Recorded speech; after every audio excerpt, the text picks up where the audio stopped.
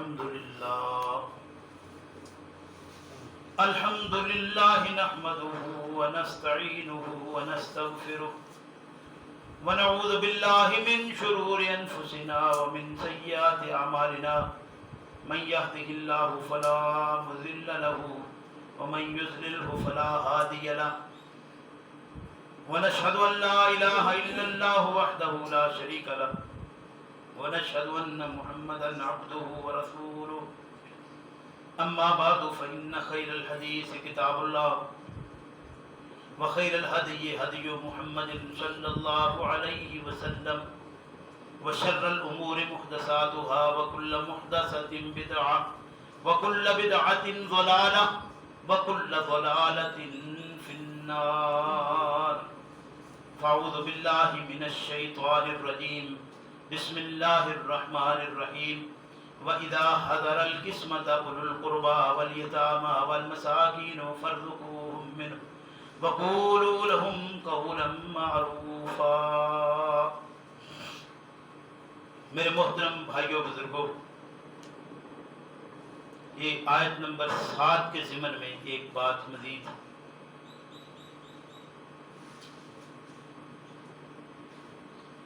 کہ وراثت کا حکم ہر اس مال پر ہے جو مال چھوڑ کر کوئی مر جاتا ہے،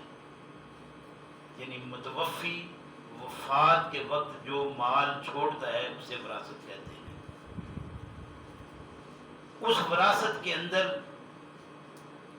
مال میں نقد پیسہ ہو،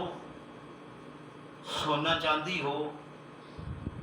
اس کی کوئی جائیداد املاک کی شکل میں منقولہ ہوں یا غیر منقولہ، یہ بات سمجھنے کی ہے۔ جو اس کی ہیں وہ منقولہ ہیں یا غیر منقولہ ہیں، زرعی ہیں، صنعتی ہیں، جس بھی شکل میں وہ موجود ہیں، کسی بھی صنف میں وہ ہوں تو وہ ساری باقاعدہ حصص کے مطابق تقسیم ہونا لازم ہے۔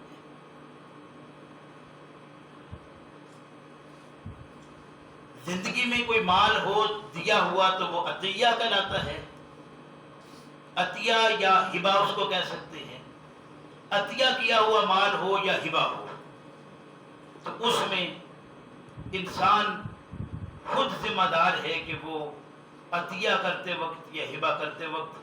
ڈنڈی مار رہا ہے یا کسی کو صحیح معنوں میں وہ دے رہا ہے۔ ہاں، اگر ہبہ یا عطیہ باقاعدہ ہو تو کیونکہ آج کل ہمارے ہاں قانون بھی قائم ہے اس کا، تو اس کے لیے قانون کے مطابق اگر معاملہ ہے تو لازم ہے کہ وہ یعنی ڈنڈے کے ساتھ منوا دیا جائے گا۔ اگر کوئی ایسا سلسلہ ہے کہ اس میں قانونی شکل نہیں کی گئی تو اگر ورثاء میں سے کوئی اس ہبہ یا عطیہ کو تسلیم نہ کرے تو وہ قانونی بہرحال حق اپنا رکھتا ہے۔ اسی طرح وصیت میں یہ سمجھنا کہ وصیت اپنی جگہ ضروری ہے، اس میں کوئی شک نہیں ہے، لیکن وصیت کو اگر قانونی شکل دے دی جائے تو ظاہر ہے کہ قانون اس کو خود منوا لے گا۔ اگر قانونی شکل نہیں ہے تو ورثاء میں سے اگر کوئی وصیت کا ڈینائی کر جائے، انکار کر جائے تو وہ کر دے، ظاہر قانون کے مطابق تقسیم ہوگی۔ لیکن اگر اس وصیت کو ورثاء تک تسلیم کر لیں،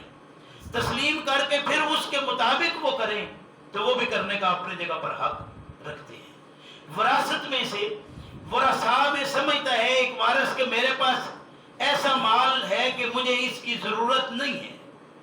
تو وہ اپنے معاملات کو دیکھتے ہوئے دوسرے کو، کسی وارث کو سارا بھی دے سکتا ہے۔ لینے اور دینے میں فرق ہوتا ہے، یہ سمجھ لیجیے۔ اور ہمارے ہاں اس بات کو لے کر معاشرے میں یہ بات معروف ہو گئی ہے کہ بہنیں دے گئی ہیں۔ یہ بات ذہن میں رکھیے کہ جہاں فراڈ ہوتا ہے وہاں یہ الفاظ اپنی طرف سے لگا بھی دیے جائیں تو وہ زمانے میں لوگوں کے سامنے، معاشرے کے سامنے تو وہ فراڈ چل جائے گا، اللہ کے ہاں وہ فراڈ نہیں چلے گا۔ اس لیے یہ جو میں عرض کر رہا ہوں ہے یہ بات حق کہ اگر کوئی ورثاء میں یہ سمجھے کہ یہ میں مال نہ لوں تو خیر ہے، وہ اپنا سارا حصہ، اپنا کچھ حصہ کسی اپنی بہن بھائی کو یہ سمجھتے ہوئے کہ یہ اس پوزیشن میں نہیں کہ اس سے میں لے کر اس کا کوئی بیڑا غرق کرنے کے میرا معاملہ چل رہا ہے تو وہ دینا چاہے تو بہرحال دے سکتا ہے، اس میں کوئی شک نہیں، لیکن انسانیت کو بحال کرتے ہوئے کرنا۔ یہ وہ باتیں تھی چند جو آج کے سبق میں وراثت کے سلسلہ میں آپ کے سامنے عرض کی ہیں۔ اللہ توفیق دے۔ اگلی آیت میں یہ بات ارشاد فرمائی جا رہی ہے کہ جب تقسیم کا وقت ہو اور اس وقت غریب، یتیم، مسکین آ جائیں تمہارے سامنے تو قول معروف ان کے سامنے اور اس میں مال میں سے کچھ ان کو دینا۔ یہ انشاءاللہ اگلے جمعہ پر اس پر بات ہوگی، اور بھی یہ آگے 2-3 آیات رہ گئی ہیں پہلے رکوع کی، انشاءاللہ وہ چھوٹی چھوٹی آیتیں ہیں، ان کو انشاءاللہ مکمل کریں گے، اگلا رکوع مکمل ہوگا۔ کوشش کیجیے اللہ توفیق دے کہ اگلے جمعہ تک یہ سبق اگلا جو ہے وہ اشاعت کر کے سمجھ کے ترجمہ پڑھ کے آئیں۔ ایک بات اور آپ سے عرض کر دوں کہ ہمارے ہاں ایک سلسلہ ہے وہ کتابوں والا، جو بزرگوں کی کتابیں تھیں، علامہ عبدالکریم مصری رحمہ اللہ کی، تو وہ چونکہ لائبریری اس وقت کسی وجہ سے آپ کے علم میں ہے کہ وہ کہاں ہے اور کتابیں کہاں ہیں ساری ہمارے نوٹس میں، مطلب وہ ابھی تک ہماری پوزیشن ایسی نہیں کہ ہم وہ وہاں پہ اس طرح وصول کر سکیں جا کر۔ تو ان کا جو سلسلہ ایک شروع کیا گیا تھا کہ ان کو کتابوں کو نیٹ پر دیا جائے، تو عبدالکریمصری.com کے نام سے ایک ہماری ویب سائٹ بن چکی ہے، وہ بھی تقریباً ساتھیوں کو پتہ ہے، اور اس میں ایک کتاب رات نئی ڈالی گئی ہے، وہ کتاب ہے اسلام کے حقیقی مجرم۔ ایک کتاب لکھی گئی تھی اسلام کے مجرم ڈاکٹر شبیر احمد نے اور اس کے ساتھ میں نے، اور اس کتاب میں کچھ احادیث کو لے کر ان کے اوپر ایسے ترجمے کیے گئے تھے جس پر اللہ کے پیغمبر صلی اللہ علیہ وسلم کے شان میں شدید قسم کی گستاخیاں تھیں۔ اس کتاب کے جواب میں علامہ عبدالکریم مصری رحمہ اللہ نے کتاب لکھی تھی اسلام کے حقیقی مجرم۔ اس حقیقی مجرم کتاب کو نیٹ کے اوپر دے دیا گیا ہے، آپ وہاں سے ڈاؤن لوڈ کر سکتے ہیں اور پڑھ سکتے ہیں۔ اللہ برکت دے۔ السلام علیکم۔